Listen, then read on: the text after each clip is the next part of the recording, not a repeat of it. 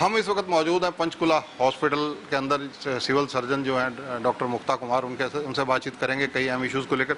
Madam, जिस प्रकार से सीरो सर्वे में आपकी लैब को यहाँ के लिए चुना गया है, सारे हरियाणा के सैंपलिंग यहाँ पर आ रही है, निसंदेह आप लोगों के लिए चैलेंज काफ़ी बढ़ गया।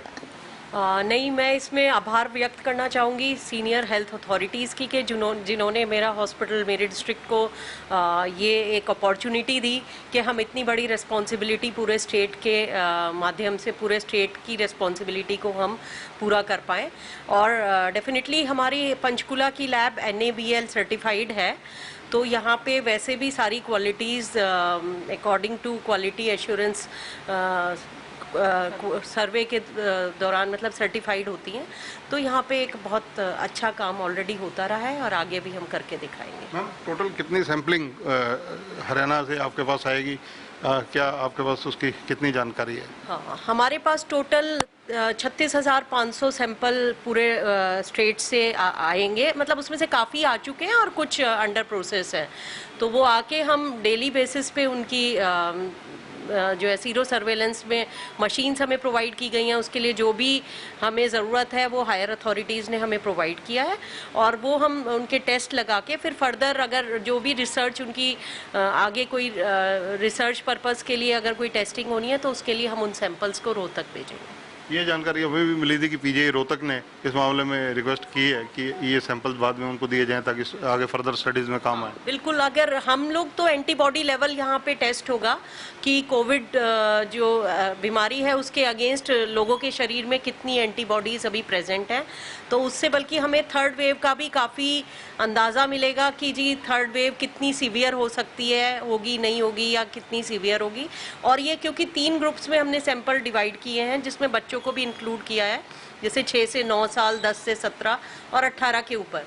तो मुझे लगता है कि 18 से ऊपर जैसे वैक्सीनेशन काफ़ी कुछ कवर हो गया है हरियाणा में, तो उसमें तो फिर वैक्सीनेशन का भी रोल है, लेकिन 18 के नीचे अभी भी एक खतरा बना हुआ है कि उसमें कोविड की महामारी कितना इफेक्ट करेगी बच्चों को। तो इस सर्वेलेंस के माध्यम से हमें एक आइडिया लगेगा कि बच्चों के अंदर कितनी एंटीबॉडीज़ उनके शरीर में प्रेजेंट है, जिससे कि उनको प्रोटेक्शन मिल सके। मैम, अगर तीसरी लहर की चर्चा की जाए, जो शंका व्यक्त की जा रही है उसको लेकर पंचकुला हॉस्पिटल की बात की जाए, क्योंकि ये VVIP एरिया है, राजधानी चंडीगढ़ के समीप है, मिनी राजधानी एक तरह से, तो यहाँ पर क्या तैयारियाँ और कितनी तैयारियाँ? हम लोग पूरा अपनी तरफ से, हम पूरा हेल्थ अथॉरिटीज़ की तरफ से पूरा तैयार हैं कि हमने जो अपनी प्रिपरेशन का अभी जो बेसलाइन रखा है वो कोविड महामारी की सेकंड लहर को देख के रखा है। जैसे उसमें जो मैक्सिमम केसेस थे उतने के लिए हम अपना एक एवरेज बना के चल रहे हैं, उसी के हिसाब से हम अपनी सारी डिमांड्स और सारे जो भी हमारे को ज़रूरी दवाइयाँ चाहिए, कोई ऑक्सीजन चाहिए, इंफ्रास्ट्रक्चर चाहिए, तो हमने उसके हिसाब से हमने तैयार किया है। खाली हॉस्पिटल ही नहीं, फील्ड में भी कोविड केयर सेंटर्स पूरी तरह से तैयार हैं। अभी कल ही हमारे पास PM केयर फंड से ऑक्सीजन कंसंट्रेटर्स और रिसीव हुए हैं, जो कि मैंने सब फील्ड में दिलवा दिए हैं, जिससे कि फील्ड में भी अगर ज़रूरत होगी, अगर इस तरह से कोई इस तरह का परेशानी हुई कि हमें लेस सीवियर पेशेंट अगर रखने पड़े, तो हमारे पास फील्ड में भी ऑक्सीजन की उपलब्धता रहेगी। तो ये सारी तैयारियां हमारी अप टू डेट है, और हम टाइम टू टाइम इसको मैं अपने लेवल पे रिव्यू करती रहती हूँ और हायर अथॉरिटीज़ फर्दर इसको रिव्यू करते रहते हैं। तो ऐसा कुछ अगर होगा तो हम उसके लिए पूरी मुस्तैद। ICU या CCU की बात की जाए तो उसके लिए क्या यहाँ पर तैयारियाँ हैं? हमारे पास एडल्ट ICU है जो कि 15 बेडेड है, जो वेल इक्विप्ड है, जिसमें हर बेड पे वेंटिलेटर है। इसके अलावा हम अभी बच्चों का एक ICU स्टार्ट कर रहे हैं, जिसमें 9 बेड्स होंगे। वो हमारा कंप्लीट है, तो वो उसका बस अब जल्दी कोई इनॉग्रेशन डेट हायर अथॉरिटीज़ से प्लान करके वो हम उसको इनॉग्रेट करके स्टार्ट कर देंगे। एक 28 बेडेड हमारे पास SNCU है, जिसमें हम न्यू बॉर्न बेबीज़ रखते हैं। वो ऑलरेडी हमारा वेल इक्विप्ड है, उसमें पहले वेंटिलेटर नहीं थे, बट अब वेंटिलेटर भी उपलब्ध है। तो इस तरह से ICU फैसिलिटी हर एज ग्रुप के लिए हमारे पास उपलब्ध है। मैम, अगर चर्चा की जाए इसके अलावा ऑक्सीजन लेवल आपने पहले जिक्र किया, लेकिन ऑक्सीजन की चुनौती क्योंकि सेकंड लेयर में बहुत ज़्यादा देखने को मिली, ऐसी स्थिति से निपटने के लिए और तैयारियां क्या हैं? ऑक्सीजन की चुनौती के लिए हमने अपने आप को और ज़्यादा स्ट्रेंथन किया है। एक तो 300 एलपीएम का पीएसए प्लांट अब हमारे यहाँ रनिंग है, ऑलरेडी हम उसको यूज़ कर रहे हैं। दूसरा एक 10 KL का ऑक्सीजन टैंकर है जो कि मुझे लगता है कि अगले 8-10 दिन में हमारे पास इंस्टॉल हो जाएगा।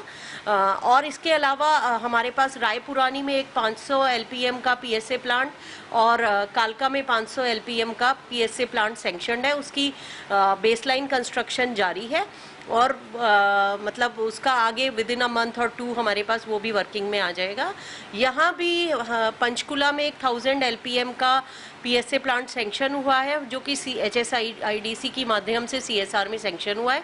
तो उसकी प्रोसेस भी स्टेट लेवल पे चल रही है क्योंकि वो 5 डिस्ट्रिक्ट्स के लिए सैंक्शन हुआ है, तो उसकी स्टेट लेवल पे तैयारी चल रही है और जो प्रोसेस जिस तरह से होगा तो उस तरह से हम इसको आगे प्रोसेस करेंगे। मैम अगर चर्चा की जाए आज की तो क्योंकि सेकंड लहर समाप्ति की ओर बताई जा रही है, अब ओपीडीज क्या पूरी तरह खुल चुकी हैं? हाँ, ओपीडीज तो हमारी 2 महीने से ही पूरी तरह चल रही हैं। जो भी वर्किंग है हमारी 2 महीने से पूरी तरह, जब मैंने ज्वाइन किया था तभी मैंने फर्स्ट वीक में ही शुरू करा दिया था क्योंकि उस समय केसेस एकदम मिनिमम थे और मुझे लगा कि हम जिंदगी को रोक नहीं सकते।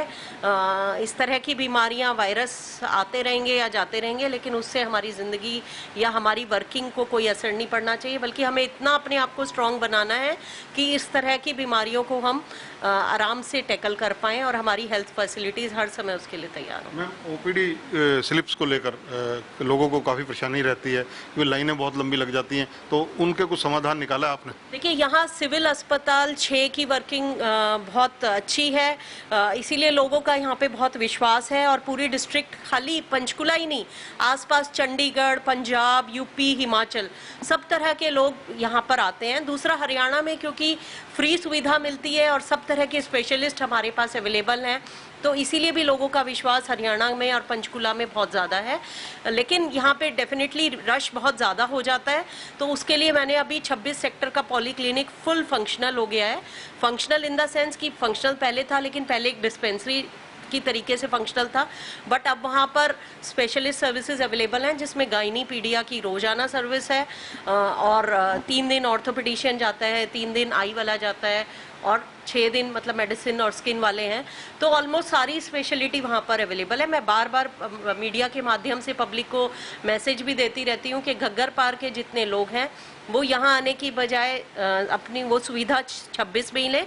वहाँ की ओपीडी भी काफ़ी 3 टाइम्स बढ़ गई है, पहले 150 से भी नीचे की थी, अब 500 के अराउंड वहाँ की ओपीडी हो गई है।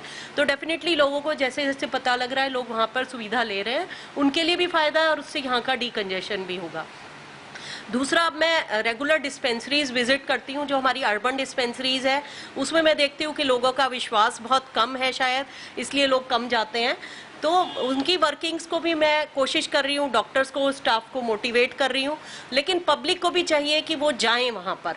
जितना उनको, अगर कोई आम बीमारी है, सर्दी, खांसी, जुकाम, दस्त, इन सब के लिए बहुत स्पेशलिस्ट केयर की ज़रूरत नहीं होती है। वो भीड़ में यहाँ परेशान ना हो, उससे कोरोना का खतरा भी बढ़ता है। तो उनको चाहिए कि वो भीड़ में यहाँ परेशान होने की बजाय अपनी जो भी उनकी नियर बाय हेल्थ फैसिलिटी है वहाँ पर जाएं। जब वो जाएंगे तो उनको डेफिनेटली सुविधा मिलेगी और जैसे जैसे वो डिमांड करेंगे सुविधा की क्वालिटी और लेवल अपने आप बढ़ता चला जाएगा। धन्यवाद मैम। तो ये हैं डॉक्टर मुक्ता सिंह, सिविल सर्जन हैं पंचकुला के अंदर। सीरो सर्वे के बारे में जहां इन्होंने बताया, वहीं जो इन्होंने पंचकुला हॉस्पिटल में प्रबंध वर्तमान परिस्थितियों में किए हुए हैं उनके बारे में भी बताया। सबसे अहम बात यह है कि पंचकुला के हॉस्पिटल की विश्वसनीयता निसंदेह आसपास सराउंडिंग एरिया में, सराउंडिंग डिस्ट्रिक्ट्स में, चंडीगढ़ और बाद हिमाचल में भी खूब हो रही है। इसके चलते चुनौतियां भी निसंदेह डॉक्टरों के लिए बढ़ रही हैं क्योंकि यहाँ पर सुपर स्पेशलिटी जो है इस वक्त उपलब्ध है, ICU उपलब्ध है। पिछली बार जब ऑक्सीजन की दिक्कत सारे हरियाणा में देखी गई, लेकिन पंचकुला जिला एकमात्र जिला ऐसा था कि यहाँ पर ऐसे बहुत कम मामले देखने को मिले कि जब ऑक्सीजन की दिक्कत आई हो। यहाँ की अगर बात की जाए, MRI करवाने के लिए यहाँ पर खुद मुख्यमंत्री मनोहर लाल आए थे। उससे अंदाज़ा लग सकता है कि यहाँ कितना भरोसा इस हॉस्पिटल पर सरकार को है, प्रशासन को है, इसके अलावा आम जनता को है। कैमरामैन संजय सिंह के साथ चंद्रशेखर धरनी, पंजाब केसरी टीवी, चंडीगढ़। हमसे जुड़े रहने के लिए हमारे YouTube चैनल को सब्सक्राइब करें और नई वीडियो की नोटिफिकेशन के लिए बेल आइकॉन को दबाएं।